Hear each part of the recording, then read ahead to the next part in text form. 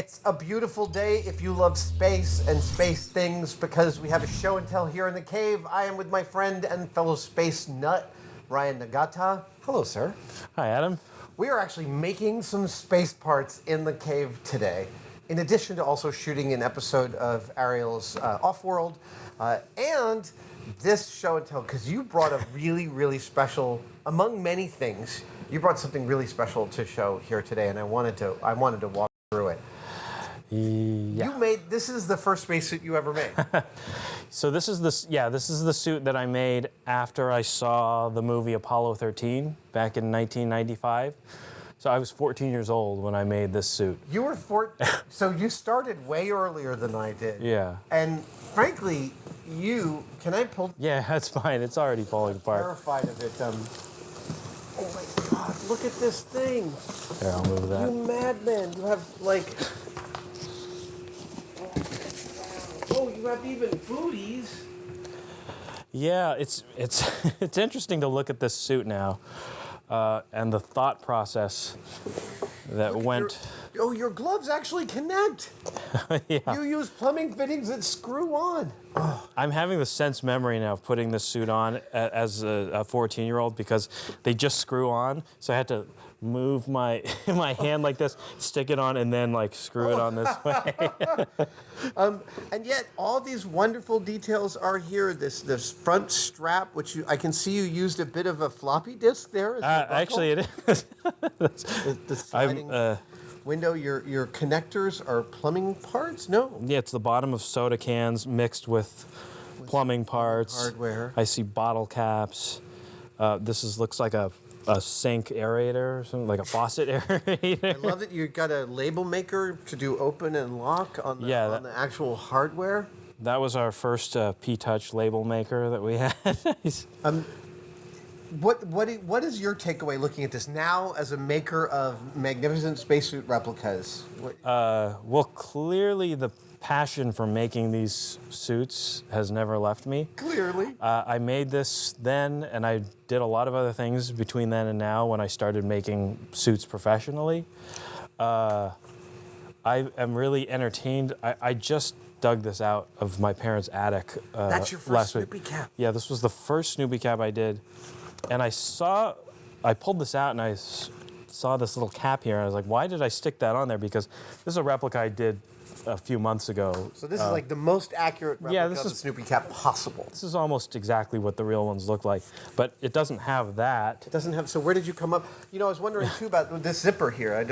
This isn't. Well, that was on the command module pilot zipper or a suit had a zipper on it like that. So I must have. This was Yeah, it was pre-research days where I was just looking at different pictures and kind of combining. Oh right, Michael Collins' suit had many less connectors on it. Yeah, but it had a zipper on it, so I think I stuck that on the commander's suit. But I'm looking at it now. This is the life preserver strap. Oh right, There's no life preserver, but I just must have thought that that the suit had a strap on it like that. But this cap, I was just looking at it when I got here, and I realized I must have seen a photograph of this Snoopy cap inside this bubble helmet, and I saw the feed port in the picture, and I didn't realize that it was on the bubble and not on the cap. So that's probably. I have to say, having purchased several replicas of the Snoopy cap before I met you, this one you made at 14 is more accurate than anybody currently makes. You had this wonderful kidney shape, whereas most people think it's kind of Princess Leia round. Yeah. Most of the replicas that you can buy on eBay are black. Yeah. And you understood really early that they were brown, even though they photographed real dark. Yeah. Full marks to you at 14. Thank you. For an incredible. And now the helmet, this was the high-cost item for you? Yeah, there used to be a store in LA called the Plastic Mart, and they had all of these different sized acrylic domes. And I didn't have a driver's license back then. I had to have my mom drive me everywhere. And we got 2 of these acrylic domes, and I glued them together. And I think this is a bucket top. So did you haven't looked at this in a long time? No, I haven't. Just pulled it out. It's probably been in storage for 20 years. I highly recommend that you build a display for this. It's an incredible artifact. Oh, thank you. I mean, the amount of passion and time that your 14-year-old self, like, it's hard to make a 14-year-old concentrate. Yeah. It's nothing but like myelinating neural connections and hormones. And the fact that you turned out something so incredibly, and you did all the sewing? No. It's mostly glue. Oh, it's mostly glue. So this is a painter's coveralls, and I think I cut it up and then probably hand-glued glued the up. seams? Yeah. That's amazing. These kind of evidentiary things, and the thing I'm saving the best for last, because among the things that you did, you also did a set of gloves, but not the EVA gloves. These are the interiors. Yeah, these were the intravehicular gloves that they wore in the spacecraft. Again, yeah. a fairly deep cut for a space enthusiast to make. Yeah, well, I wanted to duplicate the one they're wearing in the launch scene of Apollo 13. That's specifically. All right. And here I can see some of your gluing work, right? So Yeah. You've taken what looks like a sleeve end of the coverall and glued it to fit around this glove, and you've got that little tightener. So Yeah. here is your recent replica with an aluminum locking ring. It's like crazy accurate intravehicular glove. Yeah, and it's got the accurate pressure bladder in there too with the convolute. You know, you haven't come very far. I'm being super complimentary. I mean, like, that is a really respectable attempt for a first attempt for anyone, let alone a 14-year-old getting their mom to drive them to the plastic store. Yeah. It thrills me so much to see this. I think that if you display it, you know how NASA doesn't put the gloves on the suits to display them? I think you should do the same thing. You should have the gloves in those little, like, half rounds of acrylic next to the suit. Yeah. I did display this in my room for several years after I made it. I remember I built like a stand for it, and it was standing up in my room for a couple of years before it went into storage. I never thought I would take it out again. Wow. And I wasn't really thinking that far because I've done a lot of different things between this and what I do now. Yeah. So it was really interesting to take it out and to kind of tap into that. I remember how excited I was to come home from school to work on this. How long did it take you overall? Was it weeks, months? It felt like months, but I don't actually know how much time I put into it. But it's interesting. Every once in a while, when I'm making the replicas that I do today, I can tap into that joy, just a little bit. But you do lose some of it. But you do. It's true.